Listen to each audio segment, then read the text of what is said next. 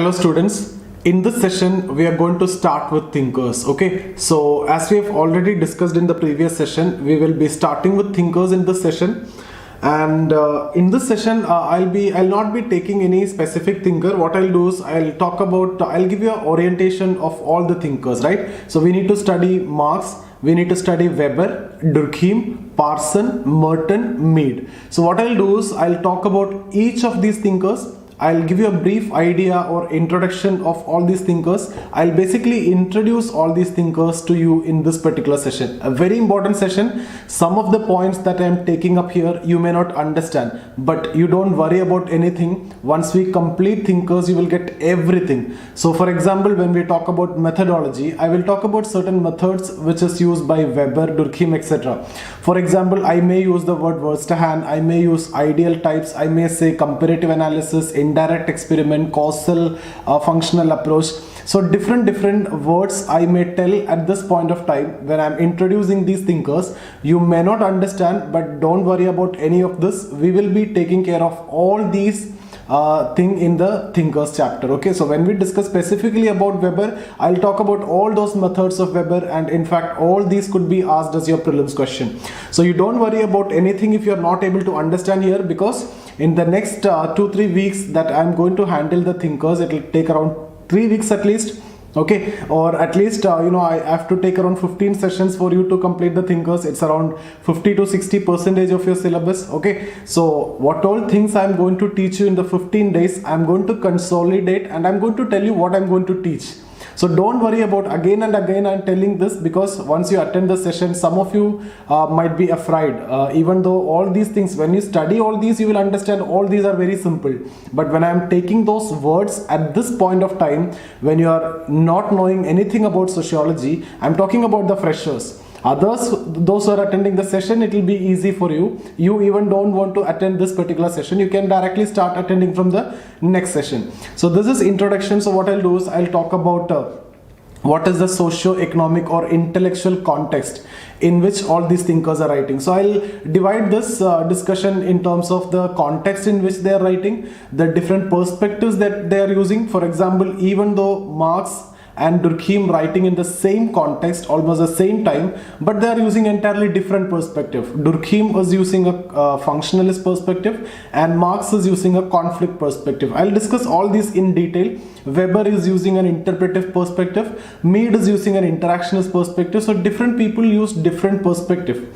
Okay, so we try to understand all these briefly. Okay, so here we will start with the context in which they are writing. I'll explain the context, in which context the initial sociologists were writing, in which context the later sociologists were writing. We will also talk about the perspectives that they have used. We will also discuss about the methods that they have used. Okay, so and we will also briefly talk about the theories that we are supposed to study. Okay, so and formally this is your formal or inauguration or starting of the thinkers, but the first thinker, that is Marx, we will do separately from next session. Okay, so here you can see here these are not important, like Karl Marx. You can see here he is a German sociologist. Productive years means the most active period. The most active period means important writings in this period, during his period. Okay, then you can see here productive years 1842 till his death he is writing. So most active period is 1840 to 60.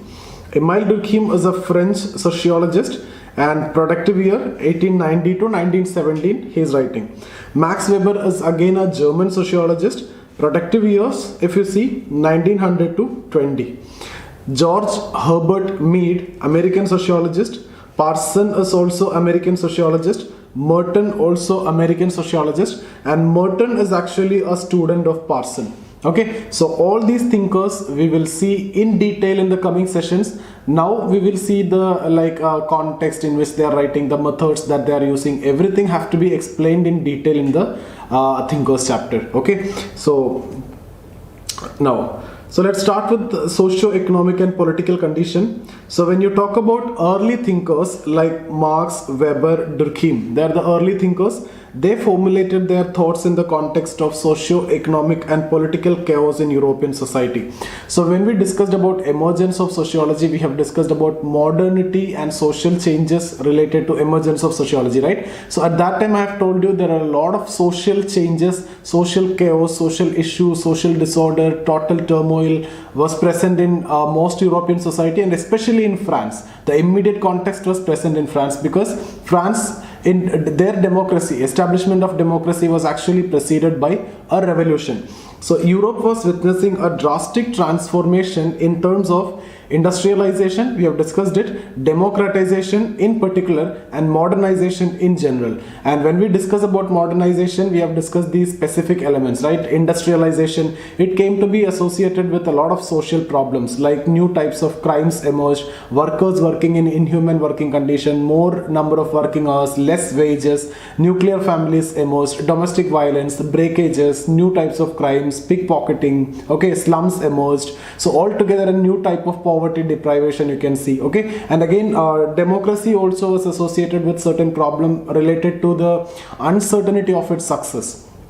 Certain societies like UK, England, if you talk about the transition from authoritarian to democracy was gradual, but in France it was all of a sudden immediately after the revolution. So it was preceded by a revolution. So the total chaos which was present in France is because of the uncertainty towards the success of democracy. People were not certain or sure about the success of democracy because they have not experienced it before, okay. So these thinkers attempted to understand the problem of social order faced by different countries of Europe. So you can see in these people's writing, mostly the most important concern is maintaining social order. And you can see that in the writings of Durkheim and Marx very clearly. And Weber is not sociologist who's suggesting problems, rather he's all about trying to understand the problems, okay. But you can see solutions to the problems in the Marxian writings more, and he's talking about socialism, communism, etc., and to an extent in Durkheim's writings also. Okay, so the maintenance of social order is the most important concern of the initial sociologist. Although these thinkers wrote in the similar context, their response to the situation was different in terms of different perspectives. Yes, so we will have to see this. They use different perspective. I have told you Marx was using a conflict perspective and trying to identify the dysfunctions of society, or any social phenomena exist in society, whether it is religion, whether it is education or political system. He's trying to identify the dysfunctions. He highlights the negatives. When we talk about religion, Marx says religion is the hurt of hurtless world, soul of soulless condition, and the opium of masses. And when we talk about constitution, Marx talking about it's a document of bourgeois. And when we talk about the parliament, Marx talking about in terms of executive committee of bourgeois. Okay. Similarly, education is creating labors to suit capitalism. So all these are the interpretations which is given by Marx by using a conflict perspective and trying to highlight the dysfunctional aspects, whether it is family or religion. Family is an exploitative device. Because of family only, workers are going for work and they are exploited at the workplace because of family. If there is no family, I may not be ready to suffer all these exploitation which I am facing at the workplace. Just because my family need to survive and I may be the breadwinner of the family, I am ready to face all the exploitation done by the worker according to Marx. So family is actually an exploitative device, okay. So all these, even family's case, religion's case, everywhere Marx is using a conflict perspective and trying to identify the dysfunctions. We will discuss in detail about this and you will learn Marx beautifully. You will change your perception about Marx after you learn Marx with me, okay. And I can promise you, again, one thing is very important: you may love Marx or you may hate Marx, but you can never ignore Marx and the concerns raised by Marx, okay. So then methods, so similarly Durkheim functional perspective, he will try to identify the functions of anything. For example, inequalities are present, they will try to identify the functions of inequality that we have seen in the chapter of stratification. Certain rate of crime is normal for Durkheim, certain rates of suicide is normal for Durkheim. So anything which exists in society is necessarily fulfilling certain vital functions for the society according to the functionalist perspective. Similarly, subject matter is a external reality for Durkheim, and he give importance to society, he give importance to macro reality. When it comes to Weber, you study the internal reality, micro approach and individual centric approach. Okay, so subject matter varies, methods varies, perspectives varies. Okay, so we will see all these in the coming discussions. Mead is an American socio-psychologist intended to develop a science of society which could solve the social problems. American society during first half of 20th century was an emerging welfare state. The solution to social problems was one of the most important challenges before the welfare state. Yes, so America is actually emerging as a welfare state during that time. Talcott Parsons and Merton, when they are writing in 1940s, the entirely different context you can see. The colonialism was a thing of past, it's over. Okay, welfare state was established in number of countries, almost all countries now going for welfare state. And international institutions emerged like UN, World Bank, IMF, okay, IBRD, okay, GATT, different organizations emerged, and people started challenging the supremacy of West. Both were concerned about maintenance of social order and developing guides to planning, and more humanistic approach towards understanding of society is actually followed. Now, in general, Marx, Weber, Durkheim, Mead are called as modern sociologists. So who were the initial sociologists? That is when we talk about Comte, Spencer, etc. They were the initial sociologists. Okay, so Comte is the founding father of sociology. So Saint-Simon, we have talked about Comte, Spencer, etc. They were the initial sociologists, and Marx, Weber, Durkheim, Mead were the modern sociologists. And Weber and Durkheim, they are known as fathers of modern sociology. Okay, so Weber is the father of modern sociology. Durkheim also understood as the father of modern sociology. And Parson and Merton are known as later sociologists, or even sometimes contemporary sociologists. Out of this, Marx never called himself a sociologist. I have told you this point many times. Marx is more of like an economist or a political scientist or a philosopher. And we are considering him a sociologist because of his concern towards society, and most of his theories have, you know, a sociological element. Okay, because of his concern towards society, so we are incorporating Marx. And obviously sociology emerged in 1838, right? So it's a very young discipline, so you need some authentic thinkers and theories. So in that context also we have borrowed largely from Marx. Okay, Marx never called himself a sociologist. Mead preferred to call himself a socio-psychologist, and others were pure sociologists. Durkheim, Weber, Parson, Merton were pure sociologists. Okay, now let's look into the perspectives. I've told you functionalist perspective by Durkheim, conflict perspective by Marx, okay, and interpretive perspective by Weber. Understand the meanings attached by the actor to his action, that's his approach. Then interactionism by Durkheim. And Merton and Parson were again functionalist. Merton modified the functionalism and he brought neo-functionalism. So all these things we will discuss when we discuss about thinkers. Okay, see, again, you will not face any problem in thinkers. It's my promise. You can just trust me, you can believe me, you can just follow the class, and you don't want to read anything for thinkers. That's my strong area, and this is not arrogance, this is my confidence, and exactly this confidence is what I'm passing on to you. Okay, just follow the notes, just follow the class, your thinkers will be done, and you will be ready to, you will be in a position to interpret anything in any thinker's perspective. You will not face any problem with respect to thinkers or interpretation or perspective or methods, or in general paper 1. Okay, paper 2 I can't guarantee you anything. Paper 1 you will never face any problem. Okay, perspectives. Different thinkers approach the subject matter of sociology from different viewpoints. Due to this, even if they were writing in the similar context, contrasting theory and often contradictory were developed. Okay, Durkheim carried forward a functional perspective initiated by Comte and Spencer. So that was the initial perspective. Okay, and later on Parson and Merton gave important contribution to the development of functionalism, and Merton belongs to this neo-functionalist school. Okay, Marx introduced a conflict perspective as an entirely new and radical approach towards understanding of society under the influence of Darwin's theory of biological evolution.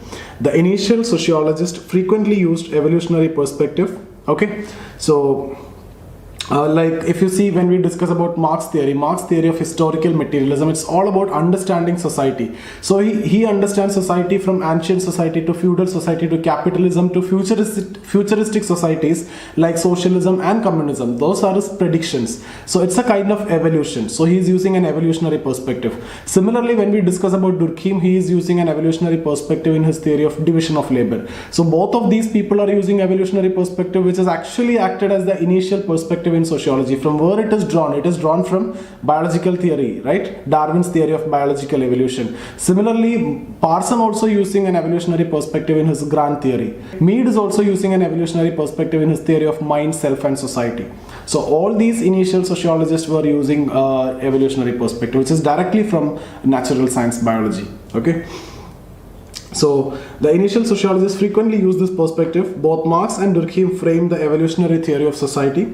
Parsons, writing in 1970s, also developed a grand evolutionary theory, and Mead was also developed a comprehensive evolutionary theory by linking mind, self and society.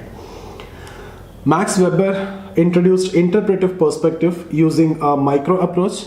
He emphasized on studying the internal meanings, motives and values held by the individual. Okay. Mead laid the foundation of understanding of society in terms of interaction between people. We have discussed it already. We will discuss it in detail in Thinkers when we discuss about Mead. This perspective later on came to be known as symbolic interactionism.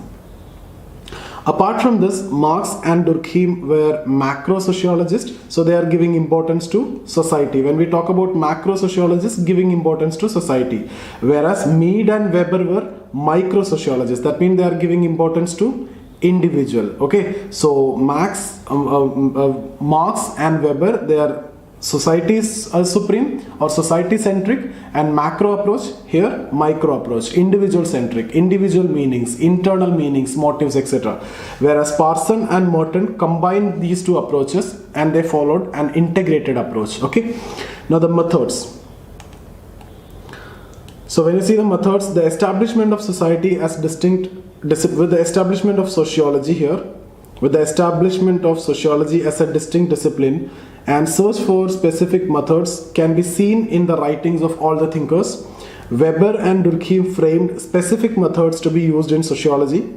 You can add that from the later discussion that we are going to take. As I have told you, purposely I didn't include it here because you'll be confused and you'll be worried. All these are going to be studied, so it will be easy for you. Worst hand, comparative analysis, causal pluralism, causal probabilism, ideal types, indirect experiment, multivariate analysis. So different analysis. Only the names look difficult. The methods are actually so easy. Okay. Marx also developed methods for studying the society, which later on became the part of sociological method. Merton developed a functional paradigm, but Parsons was more involved in abstract theorization without practically using any specific method. Mead used quantitative methods similar to natural science for developing his theory of self.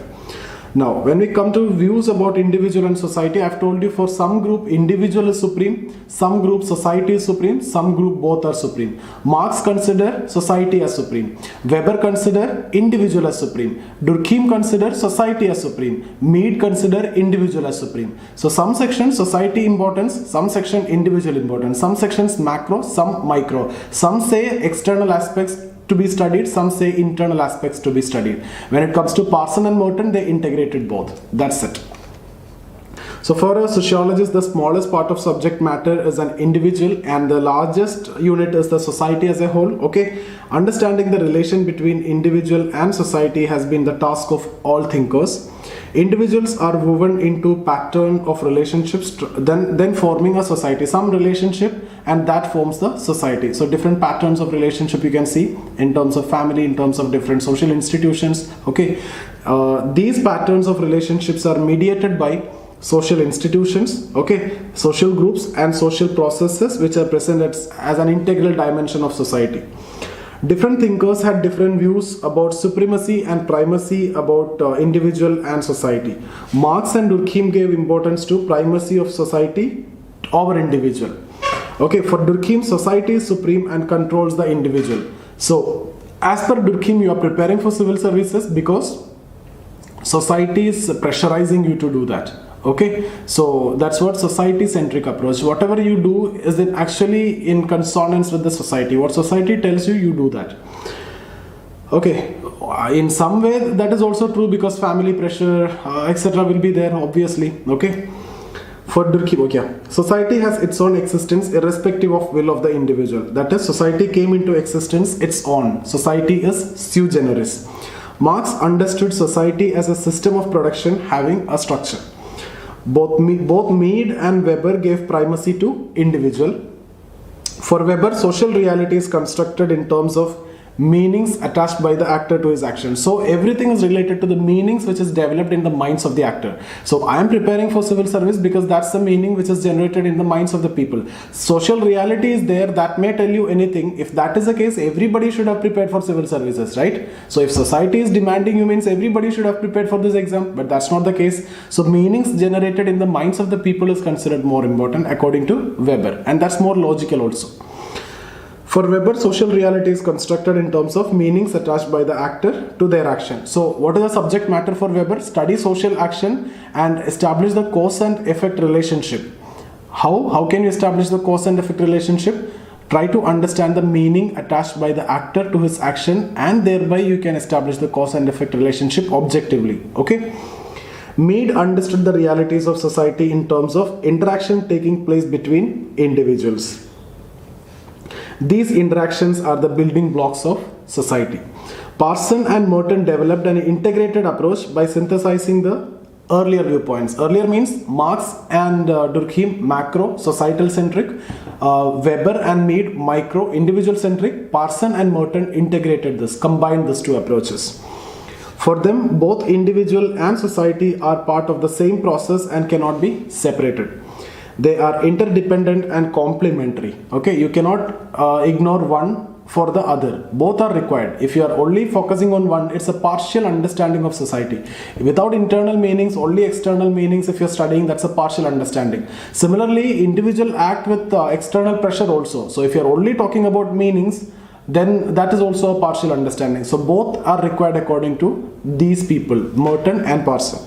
So they favored the exclusion of the others.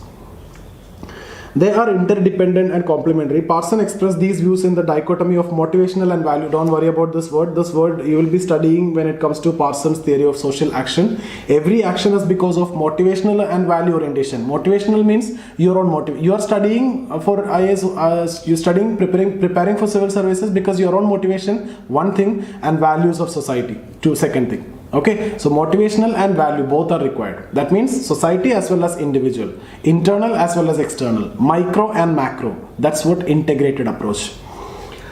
Whereas Merton emphasizes manifest and latent function. So don't worry about this word also. Manifest means something which can be seen, direct function. Latent means indirect function. For example, when you are studying sociology, you will crack this exam, you will pass this exam. That is a manifest function. You are studying this for passing the exam. And I'm sure if you're studying it properly from my classes, then you will definitely pass the exam. Okay, you will not face any problem in sociology.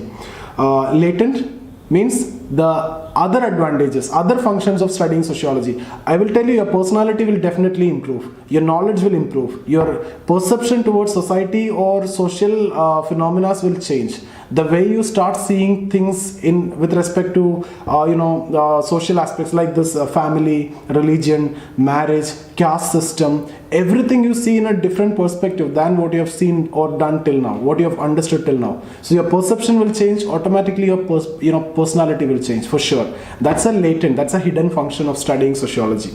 Okay. So now important studies, these are the theories that we need to study. You will see everything in detail. You will not face any problem. Again and again I'm telling you, only the name looks difficult. Theories are so easy, just like what we have done in case of stratification. That theory was so easy, but when you see Davis and Moore theory of social stratification, it looks difficult, but it was so easy, right? Exactly the same as what you're going to see here in all thinkers. Maybe to an extent Parsons is slightly difficult, but I don't know why people say Parsons is difficult. For me, Parsons is not that difficult, and for you also, once you attend the class, it will not be difficult. But people say it is difficult. I don't know why people say it is difficult, okay? So, theory of historical materialism, theory of mode of production, theory of class and class struggle, theory of alienation. Theory of social action in Weber, and Protestant ethic and spirit of capitalism, Weber's methodology. Division of labor, suicide, religion, Durkheim's methodology. Mead, theory of self. Parsons, theory of social action, social system. And Merton, functional paradigm, reference group, theory of economy. So we will see this. We will start with Marx in the next session. So see you guys. If you have any doubt related to any of your previous classes or civil service preparation, keep in touch with me, or you can get in touch with me here. That's my Instagram ID, Zia Safir.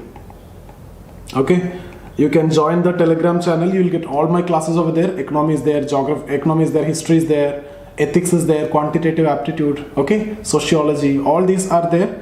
And if you want to get in touch with me, you can call me directly. This is my number, 9790-892-697, 98955-77775. Okay, so if you need any guidance or test series, if you need to write with me, or personal mentorship program, please feel free to call me. Okay, so this is my Instagram ID, this is my Facebook ID, okay, or that's my Telegram channel. I hope to see you guys. Thank you. So see you guys. Thank you. So that's about the session. I hope you understood everything that we have discussed today. If you have any doubt in any of the videos that we have discussed so far, you can get in touch with me here. That's my Instagram ID. Okay, or you can join the Telegram channel. You will get all my videos over there. Everything is there. Or you can see here, this is the Telegram channel, or this is the Instagram ID. These two are my Facebook page. You can get in touch with me in any of this. If you want to learn economy with me, or history with me, or general studies, any subjects, you can, if you need regular classes, you can get in touch with me, or the online classes are available with Study IQ. You will get all those classes. Still, you will get my YouTube videos in this Telegram channel. Okay. So I hope you understood everything that we have discussed. So see you guys. Thank you.